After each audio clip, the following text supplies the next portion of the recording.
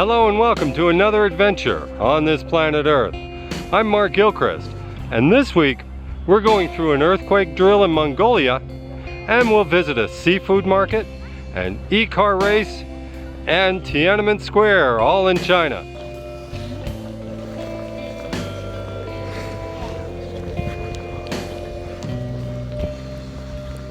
It's just us and a few dozen other people walking down the street.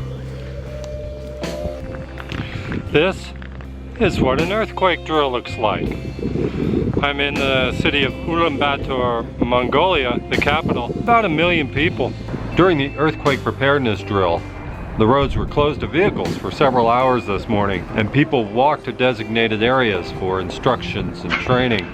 My brother and I met at the apartments where the U.S. Embassy staff lives. Mongolia has its share of earthquakes, most in the magnitude of 4 to 5, but none in the past 5 years here in the capital city, according to earthquaketrack.com. They stopped selling alcohol yesterday, and they won't sell it again for another few days.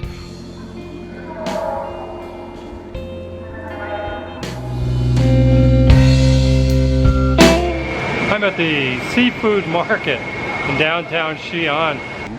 This is where buyers come every day to get live seafood to resell in their restaurants, food stalls, and retail markets. Unlike most foods that are grown, processed, captured, and eaten on this planet Earth, seafood, especially shellfish, is often kept alive and kicking and flipping right up until cooking. This makes the whole process a lot more challenging, but a lot more fascinating. Xi'an, with a population of about 12 million people, is west of Shanghai and about 900 miles from the ocean. So most of the seafood has to be brought in overland and distributed in wholesale centers such as this one. I'm in Hong Kong watching an e-Prix.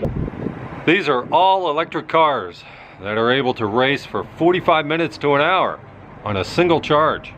Eduardo Matoro, a Swiss driver for the Venturi Formula E team, won this race with an average speed during his best lap of 65 miles an hour. Today is March 10th, and they're in the 5th race of a season that will take them through 12 countries, ending in New York City in mid-July. I'm in the fan zone. We're not actually able to see any of the race except on the large screens they have around. I saw models of the old cars back when they started, and they looked kind of clunky, but now they've sunk a lot of money into this program, and these cars are looking good, looking fast. While in Beijing, I visited Tiananmen Square, a place I remember for the horrific events that occurred there only 3 decades ago. And when I got there, I was disappointed but not surprised to see that there was absolutely nothing there to remind people of the violence or the victims. It was in Tiananmen Square in 1949 that Mao Zedong declared the independence for the Republic of China. Big day for them, and it's celebrated every year on October 1st. Behind me is the Gate of Heavenly Peace. Translated into Chinese, it means Tiananmen. This gate separates the Forbidden City from Tiananmen Square. It's a beautiful square, size of a couple football fields. It has a beautiful museum on one side. Tiananmen Square is well known around the world for a massive protest in 1989 and the bloody massacre that followed. It was 30 years ago. Hard to believe, but hundreds of protesters were killed in this square. The real tragedy, as I see it, is not just that a government could and would do such a thing to its own people, but that all evidence of it would be completely cleaned away. Nobody knows exactly how many people were killed that day. Some reports are in the thousands.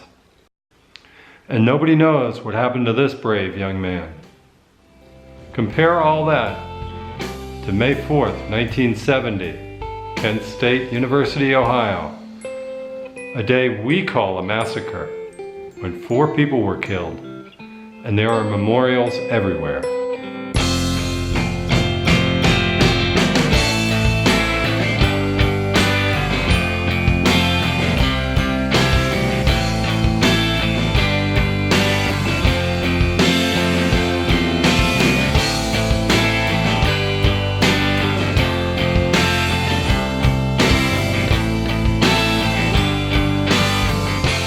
Well, I hope you enjoyed today's adventure. I'm Mark Gilchrist, and I am, and you are, we all are, on this planet Earth.